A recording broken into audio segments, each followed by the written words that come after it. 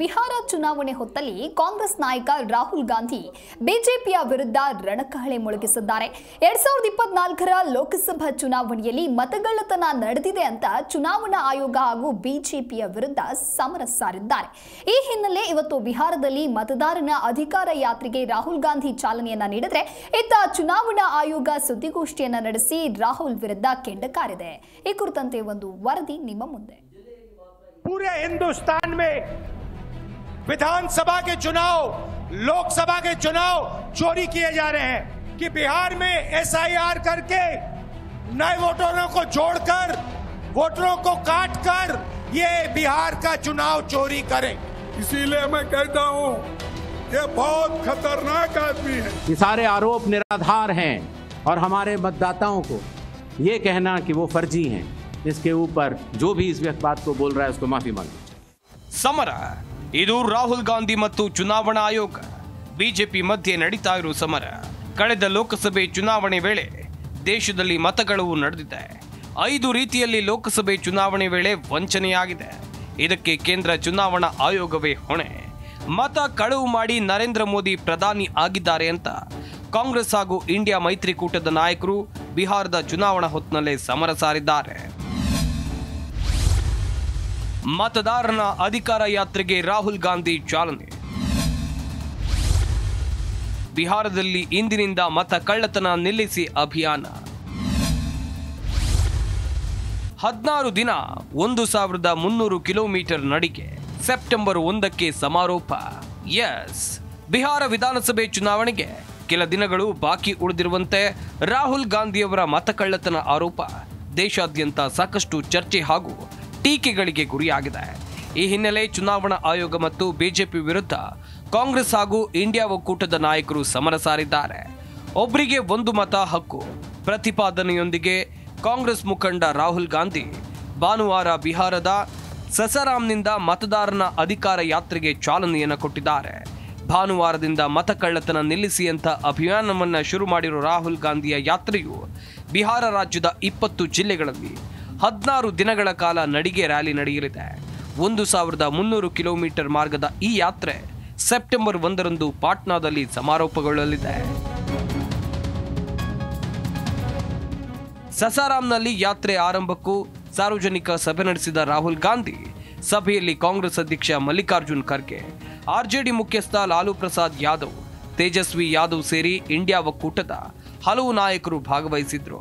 ಸಭೆಯಲ್ಲಿ ಚುನಾವಣಾ ಆಯೋಗ ಮತ್ತು ಬಿಜೆಪಿ ವಿರುದ್ಧ ಸಮರ ಸಾರಿದ ನಾಯಕರು ಭಾರತದ ಚುನಾವಣೆಗಳಲ್ಲಿ ಬಿಜೆಪಿಗೋಸ್ಕರ ಚುನಾವಣಾ ಆಯೋಗ ಮತ ಕಳ್ಳತನದಲ್ಲಿ ತೊಡಗಿದೆ ಅಂತ ವಾಕ್ಪ್ರಹಾರ ನಡೆಸಿದ್ರು.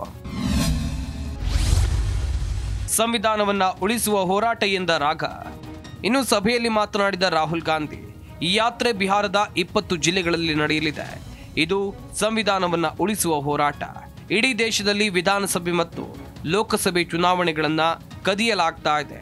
ಬಿಹಾರದಲ್ಲಿ ವಿಶೇಷ ತೀವ್ರ ಪರಿಷ್ಕರಣೆ ಅಂದ್ರೆ ಎಸ್ಐಆರ್ ವ್ಯಾಯಾಮದ ಮೂಲಕ ಮತದಾರರನ್ನ ಅಳಿಸೋದು, ಸೇರಿಸೋ ಮೂಲಕ ಮತಗಟ್ಟೆಗಳನ್ನ ಕದಿಯೋಕೆ ಹೊಸ ಪಿತೂರಿ ನಡೀತಾ ಇದೆ ಅಂತ ಆರೋಪಿಸಿದ್ದಾರೆ. मैं आपको स्टेट से कह रहा हूं कि पूरे हिंदुस्तान में विधानसभा के चुनाव, लोकसभा के चुनाव चोरी किए जा रहे हैं और इनकी आखिरी साजिश यह है कि बिहार में एसआईआर करके नए वोटरों को जोड़कर, वोटरों को काटकर ये बिहार का चुनाव चोरी करें. ಬಿಜೆಪಿ ಸರ್ಕಾರದಲ್ಲಿ ಸಂವಿಧಾನ ಸುರಕ್ಷಿತ ಅಲ್ಲ ಎಂದ ಖರ್ಗೆ. ಇದೇ ವೇಳೆ ಮಾತನಾಡಿದ ಎಐಸಿಸಿ ಅಧ್ಯಕ್ಷ ಮಲ್ಲಿಕಾರ್ಜುನ್ ಖರ್ಗೆ, ಬಿಜೆಪಿ ನೇತೃತ್ವದ ಕೇಂದ್ರ ಸರ್ಕಾರ ಅಧಿಕಾರದಲ್ಲಿ ಇರೋವರೆಗೆ ಸಂವಿಧಾನ ಅಪಾಯದಲ್ಲಿರುತ್ತೆ. ಈ ಸರ್ಕಾರ ಜನರ ಹಕ್ಕುಗಳನ್ನು ಕಸಿದುಕೊಳ್ಳುತ್ತೆ ಅಂತ ಆರೋಪಿಸಿದ್ದಾರೆ. इसीलिए मैं कहता हूं ये बहुत खतरनाक आदमी है। अगर जब तक आप इनको गद्दी से नहीं उतारेंगे, तुम्हारे वोट सेफ नहीं रहेंगे, तुम्हारे हकूक सेफ नहीं रहेंगे, तुम्हारी आजादी सेफ नहीं रहेगी, तुम्हारा संविधान भी सेफ नहीं रहेगा। ಮತ ಕಳ್ಳತನ ಸುಳ್ಳು ಆರೋಪಕ್ಕೆ ಚುನಾವಣಾ ಆಯೋಗ ಹೆದರಲ್ಲ. ಇದು ದೇಶದ ಸಂವಿಧಾನಕ್ಕೆ ಮಾಡಿದ ಅಪಮಾನ ಎಂದ ಜ್ಞಾನೇಶ್. ಎಸ್, ಅತ್ತ ರಾಹುಲ್ ಗಾಂಧಿ ಚುನಾವಣಾ ಆಯೋಗದ ವಿರುದ್ಧ ಸಮರ ಸಾರ್ತಾ ಇದ್ರೆ, ಇತ್ತ ಚುನಾವಣಾ ಆಯೋಗ ಮತ ಕಳ್ಳತನ ಹಾಗೂ ಬಿಹಾರ ಎಸ್ಐಆರ್ ಕುರಿತು ಉಂಟಾಗಿರುವ ವಿವಾದದ ಬೆನ್ನಲ್ಲೇ ದೆಹಲಿಯಲ್ಲಿ ಸುದ್ದಿಗೋಷ್ಠಿಯನ್ನು ನಡೆಸಿದೆ. ಮತ ಕಳ್ಳತನ ಸುಳ್ಳು ಆರೋಪಗಳಿಗೆ ಚುನಾವಣಾ ಆಯೋಗ ಹೆದರೋದಿಲ್ಲ. ಇದು ಸಂವಿಧಾನಕ್ಕೆ ಮಾಡಿದ ಅಪಮಾನ. ಚುನಾವಣಾ ಆಯೋಗ ದೇಶದ ಮತದಾರರೊಂದಿಗೆ ದೃಢವಾಗಿ ನಿಲ್ಲುತ್ತೆ. ಅಲ್ಲದೆ ಚುನಾವಣಾ ಆಯೋಗಕ್ಕೆ ಎಲ್ಲ ರಾಜಕೀಯ ಪಕ್ಷಗಳು ಒಂದೇ, ಯಾವುದಕ್ಕೂ ತಾರತಮ್ಯ ಮಾಡೋದಿಲ್ಲ. ಮತ ಕಳ್ಳತನದ ಬಗ್ಗೆ ಸಾಕ್ಷಿ ಕೊಡದಿದ್ರೆ ದೇಶದ ಜನರ ಮುಂದೆ ರಾಹುಲ್ ಗಾಂಧಿ ಕ್ಷಮೆಯನ್ನ ಕೇಳಬೇಕು. ಮುಖ್ಯ ಚುನಾವಣಾ ಆಯುಕ್ತ ಜ್ಞಾನೇಶ್ ಕುಮಾರ್ ತಿರುಗೇಟು ಕೊಟ್ಟಿದ್ದಾರೆ. सबसे बड़ी मतदाता सूची हमारे पास है, लगभग 90 करोड़ से 100 करोड़ के बीच में।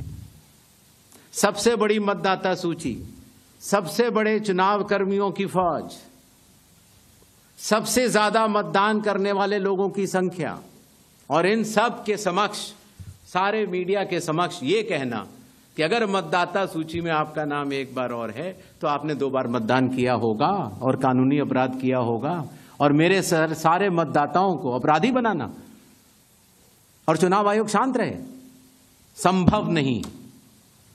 हलफनामा देना होगा या देश से माफी मांगनी होगी, तीसरा विकल्प नहीं है।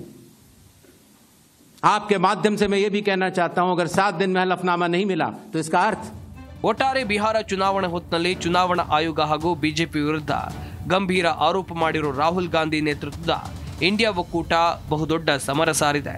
ಮುಂದಿನ ದಿನಗಳಲ್ಲಿ ಇದಕ್ಕೆ ಯಾವ ರೀತಿ ಪ್ರತಿಫಲ ಸಿಗುತ್ತೆ, ಕೇಸರಿ ಕಲಿಗಳ ಕೌಂಟರ್ ಹೇಗಿರುತ್ತೆ ಅನ್ನೋದನ್ನ ಕಾದು ನೋಡಬೇಕಿದೆ. Anant Upar, news desk, Zee Kannada news.